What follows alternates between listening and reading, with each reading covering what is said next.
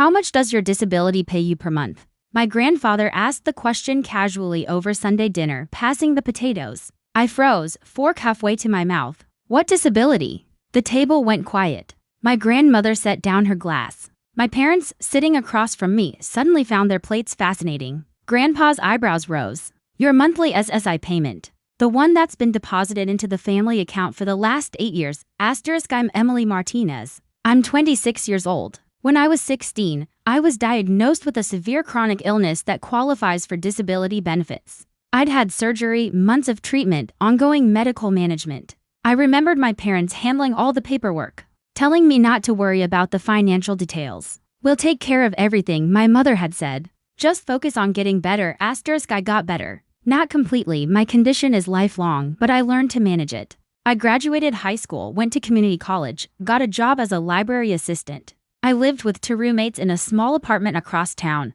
paid my own bills, managed my own life. I'd always assumed the disability application had been denied, or the amount was too small to matter. My parents never mentioned it again. Now, at 26, sitting at my grandparents' table, I was learning I'd been receiving $943 per month in supplemental security income for 8 years. That's $90,528, money I'd never seen. Money I'd never known existed. Where has that money been going? My voice came out steady, which surprised me. My father cleared his throat. It goes into the family account. We use it for household expenses. You lived with us until you were 22, Emily. We had costs. I've been living on my own for 4 years, I said quietly. Has the money kept coming? My mother's hands twisted her napkin. Well, yes, but we have expenses. Your brother Marcus needs Marcus is 24, I interrupted. He lives in your basement playing video games. What does he need? Silence. My grandfather set down his fork with deliberate care. Emily, are you telling me you've never received any of your disability payments? I didn't know they existed until 2 minutes ago. Grandpa turned to my father, his son, with an expression I'd never seen before. Something between disappointment and anger. James, that money is Emily's. It's awarded based on her disability, meant for her care and living expenses. You can't just keep it. We raised her, my father said, his voice rising. We paid for her medical care, her food, her room. We're entitled to compensation. She was a child, Grandpa shot back. That's called being a parent. You don't get to steal your daughter's disability benefits as payback. The word hung in the air. Steal, that's what it was. I'd been too shocked to name it, but that's what my parents had been doing for 8 years. Stealing money meant for my medical expenses and living costs. Money I desperately needed when I was struggling with medical bills and trying to build savings on a library assistant's salary. I want access to the account. I said, now, tonight. My mother's tears started, the one she always used when confronted. Emily, don't be dramatic. We're family. The money has been used for family expenses. Show me, I said. Show me the account. Show me where $90,000 has gone over 8 years. My father stood. We don't owe you an accounting. We're your parents, and I'm the beneficiary, I replied, standing too. That money is legally mine. Show me the account, or I'm calling Social Security tomorrow. The threat landed. My parents exchanged a look. Maybe we should discuss this privately, my mother said. No, Grandpa interrupted. Emily has a right to know where her money went. Show her the statements. It took an hour, but finally my father opened his laptop. The account was there. Family account, he called it. But the only deposits were my monthly $943 SSI payments. The withdrawals told a story I didn't want to believe but couldn't deny. $15,000 to Marcus over 2 years. Cash withdrawals, always just under $500 to avoid attention. Living expenses, my father called it. Marcus didn't work. He lived in their basement rent-free. Every penny was spending money. $22,000 on a truck. For Marcus. Titled in his name. Paid in cash from my disability account. $8,000 on a vacation to Mexico. For my parents and Marcus. I hadn't been invited. I'd been told they couldn't afford to take me. $12,000 in various loans to Marcus. Car repairs for a truck I paid for. Bail money when he got a DUI, court fees. $7,000 on home improvements to the basement. Making Marcus's living space more comfortable. New TV, gaming setup, mini-fridge. The rest, scattered across 8 years, was groceries, bills, random expenses. Some legitimate from when I lived there. Most after I moved out. My money funding their lives while I struggled to pay my medical bills. This is theft, I said. My voice shaking now. You've stolen $90,000 from me over 8 years and given most of it to Marcus.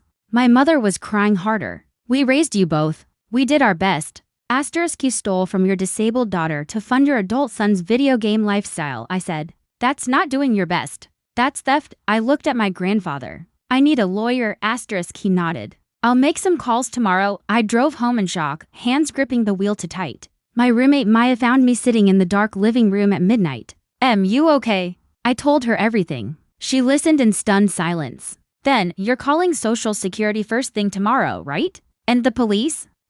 Social Security was horrified. Your SSI payments are meant for your care and living expenses, the agent said. If your representative payee has been misusing funds, that's a federal crime. We'll launch an investigation immediately. Within a week, an investigator contacted me. She reviewed the account, interviewed my parents, examined the withdrawals. Her report was damning. Your parents violated their duties as representative payee. They were required to use your benefits for your needs only. Using them for your brother's truck, their vacation, and cash withdrawals for him constitutes fraud. What happens now? I asked. We're removing them as your payee immediately. You'll receive payments directly. We're also pursuing recovery of misspent funds. In cases like this, we typically seek full restitution. Additionally, we're referring the case to the Office of the Inspector General for potential criminal prosecution.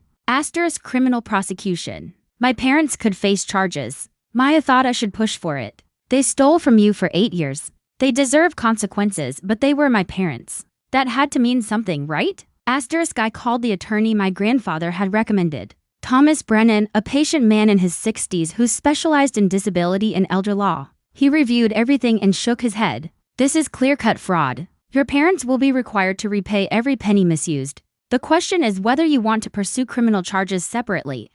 What would that mean? Potentially jail time. Definitely a criminal record. It would make their lives very difficult. I thought about it for days. Finally, I decided. No criminal charges. I'm not that vengeful, or maybe I'm just too soft. But full civil restitution. Every penny returned. And I was cutting contact until it was paid. My parents' lawyer tried to negotiate. They could pay $500 a month. At that rate, it would take 15 years to repay. No, I said through my attorney. They stole $90,000, they can take a loan, sell assets, liquidate retirement. But they're paying it back now, not in 15 years, the court agreed. My parents were ordered to repay $90,528 within 90 days or face asset seizure. They had to take a home equity loan. 6.8% interest, 15-year repayment. Every month for the next 15 years. They'd make payments on the money they'd stolen from their disabled daughter and given to their lazy son. The money hit my account on a Thursday. $90,528 minus attorney fees. I stared at the balance, more money than I'd ever seen at once. The first thing I did was pay off my medical debt. $23,000 gone in a single payment. The weight I'd been carrying for years lifted. Next, I paid off my student loans from community college. $8,000. Done. I put $40,000 in a high-yield savings account. Emergency fund, real security for the first time in my life. The remaining $19,000 I invested in a retirement account. Building the future my parents had stolen from me, my disability payments now came directly to me. $943 a month, reliably, mine to use for medical expenses and living costs. The way it was always supposed to be. I moved into a one-bedroom apartment, better than the shared place with roommates. Not luxury, but mine, private, safe.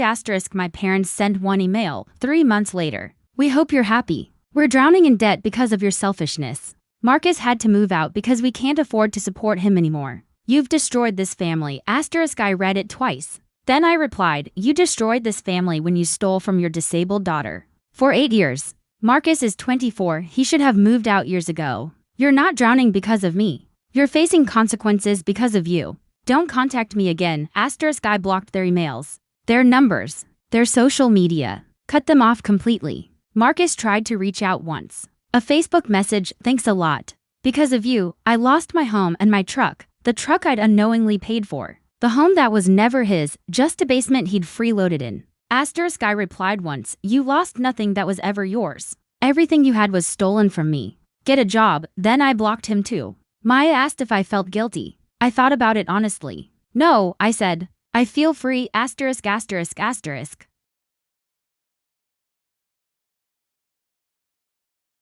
My grandfather called every Sunday. We'd talk about books, his garden, my job. He never brought up my parents unless I asked. Once, I did ask, "Do you still talk to them?" "Your father is my son," he said carefully. "But what he did was wrong." I told him so. "He's not happy about it, but that's not my concern." You are, asterisk, that mattered more than I could express. One person in my family who chose me, who saw what happened and didn't make excuses. A year after I got the money back, I got a promotion at work. Not huge, but meaningful. Digital resources coordinator. Better pay, more responsibility. I celebrated by treating myself to something I'd wanted for years, a week-long trip to Colorado. Mountains, hiking, fresh air, asterisk. I posted photos, not because I wanted my family to see, but because I wanted to remember. A friend commented, "You look happy." I was. For the first time in years, maybe ever, I wasn't worried about money. I had savings. I had security. I had a future that wasn't constantly threatened by the next medical bill or unexpected expense. Asterisk 2 years after everything, I got a letter from Social Security. They'd completed their investigation. My parents had been banned from ever serving as representative payee again. The report would stay on file permanently. If they ever tried to take advantage of another disabled person, this record would prevent it. Asterisk good, maybe they couldn't hurt their own child anymore, but at least they couldn't hurt someone else's. I never reconciled with them. Some people think that's sad, that family should forgive. But forgiveness doesn't mean letting people back into your life. It doesn't mean pretending theft is okay because someone shares your DNA. Asterisk I forgave them in the sense that I let go of the anger. It was poisoning me, not them. But I didn't forget. And I didn't give them another chance to hurt me. My life is better without them, quieter, simpler, mine. Asterisk if your family has ever stolen from you, especially if you were vulnerable, know this, you're not obligated to maintain relationships with thieves. Blood doesn't excuse theft. Being family doesn't give them the right to take what's yours. Asterisk my parents took 8 years of my disability benefits and gave them to my brother. They funded his laziness with my struggle. When caught, they claimed parental rights. When forced to repay, they blamed me for the consequences of their theft. Asterisk I don't regret getting my money back. I don't regret cutting them off. I regret only that it took my grandfather's accidental question to reveal what had been happening. How many more years would they have stolen from me if he hadn't asked? Asterisk but I know now. And I protected myself. I took back what was mine. I built the security they tried to deny me. And I did it without them. That's not destroying a family. That's surviving one. Asterisk sometimes the best thing you can do for yourself is cut off the people who are bleeding you dry, even if they're family. Especially if they're family. Because family should protect you, not steal from you. And when they do the latter, they lose the right to claim the former. Asterisk.